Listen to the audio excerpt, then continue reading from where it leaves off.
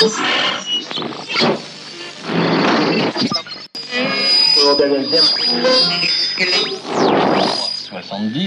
deuxième était le...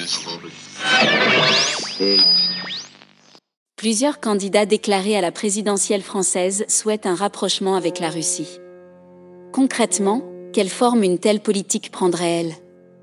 Par Guillaume Laganne, Sciences Po. Alors que Marine Le Pen, Jean-Luc Mélenchon et Nicolas Dupont-Aignan sont déjà entrés dans la course présidentielle et que l'annonce d'une candidature Éric Zemmour semble n'être plus qu'une question de semaines, il est intéressant d'imaginer ce que serait la politique que l'une de ces personnalités conduirait vis-à-vis de Moscou si elle venait à être élue en mai prochain.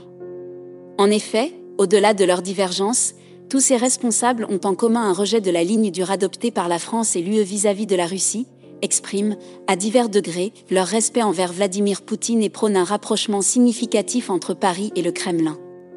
Ils développent des positions que François Fillon, le candidat de la droite lors de la précédente élection présidentielle, avait déjà tenues. Jean-Luc Mélenchon excepté, leur vue non, il est vrai, rien de très original dans une France de droite fascinée par le poutinisme. En 2018, 27% des Français avaient une bonne opinion du chef de l'État russe, mais ce ratio s'élevait à 35% parmi les sympathisants républicains et 50% parmi ceux du Rassemblement national.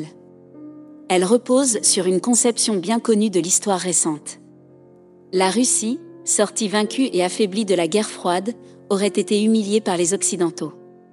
Elle est environnée de menaces dont l'OTAN est la principale. Loin d'être l'agresseur, elle est la victime d'un complot que les anglo-saxons ont ourdi et qui vise à empêcher l'union du continent européen. D'autres mesures d'apaisement vis-à-vis de la Russie, par exemple le retrait du contingent français déployé dans les pays baltes au titre des mesures dites de réassurance de l'OTAN, la « présence avancée renforcée », créée après 2014, aurait un grand impact pour Moscou. Mais elle heurterait évidemment beaucoup les États orientaux, anciens satellites soviétiques, roumaines, tchéquies ou ex-républiques de l'URSS, baltes, qui verrait la confirmation des soupçons de complaisance envers la Russie qu'ils ne cessent de nourrir chaque fois qu'évoquer l'actuelle politique de dialogue franco-russe. La Pologne du PIS, allié pourtant naturel d'un président français conservateur sur les sujets sociétaux, en ferait un casus belli. Des gestes diplomatiques audacieux pourraient être envisagés, par exemple la reconnaissance de l'annexion de la Crimée par la France, de manière unilatérale. Outre qu'elle romprait le consensus européen, et nous brouillerait pour toujours avec l'Ukraine, une telle décision contreviendrait au droit international que la France défend, et notamment au respect de la souveraineté des États et à la non-ingérence dans leurs affaires intérieures. Elle isolerait Paris au sein du camp occidental mais également à l'Assemblée générale des Nations unies qui a condamné à plusieurs reprises cette modification par la force des frontières internationales, par exemple en décembre 2020 dans une résolution adoptée par 63 pays, 17 ayant voté contre, 63 s'étant abstenus. Nombre des proches alliés de la Russie, de la Biélorussie à la Chine, n'ont d'ailleurs pas reconnu cette annexion, celle-ci a été seulement reconnue, à ce jour, par l'Afghanistan, via une déclaration d'Hamid Karzai en 2014, la Corée du Nord, Cuba, le Kirghizistan, le Nicaragua, le Soudan, avant l'actuelle transition, la Syrie et le Zimbabwe. En désespoir de cause, on pourrait envisager des concessions aux Russes sur d'autres théâtres que l'Europe. En Syrie, Paris pourrait renouer avec Bachar al-Assad. Une position nouvelle qui romprait avec une diplomatie des valeurs qui, bon an mal an, ancrait depuis 2011 Paris dans le camp occidental.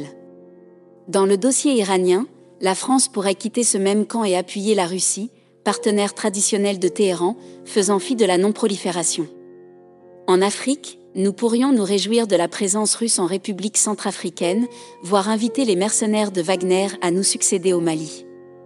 Mais, sans même évoquer la perte d'influence dont serait porteuse de telles décisions, nous perdrions ce faisant le soutien des Européens et celui, crucial, des Américains. Au fond, semblable au rapprochement entre la France et l'Autriche opéré par le cardinal de Bernis en 1756, cette nouvelle alliance franco-russe serait une véritable révolution diplomatique. Elle se traduirait par la remise en question de la plupart des positions de politique étrangère adoptées par la France depuis plusieurs décennies. Elle nous isolerait de bon nombre de nos partenaires européens, rendrait probablement difficile notre maintien dans l'OTAN, quel en serait le sens, et dégraderait notre alliance, déjà entamée par l'affaire au cul, avec les États-Unis. Elle pousserait paradoxalement les États atlantistes, le Royaume-Uni mais sans doute aussi l'Allemagne, à rechercher plus encore la protection de Washington.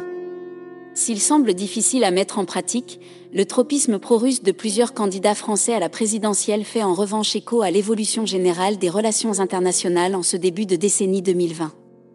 La politique américaine semble désormais tout entière tournée vers l'affrontement avec la Chine.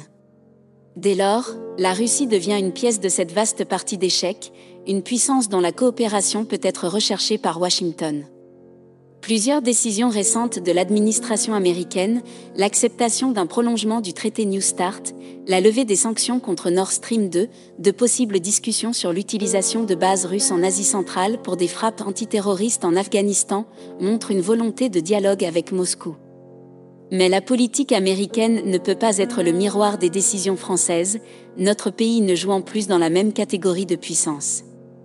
La question du moment est donc moins celle d'une alliance franco-russe, que le géant moscovite trouvera toujours moins attractive qu'une discussion avec les États-Unis, que celle de la place de la France dans la vaste tectonique des plaques du nouvel affrontement sino-américain. Rappelons-nous du mot de Zhuang Lei au sujet de la Chine dans la guerre froide russo-américaine, que les éléphants se battent ou fassent l'amour, c'est toujours l'herbe qui est écrasée. Est-ce le moment de quitter l'éléphant pour marcher sur l'herbe ?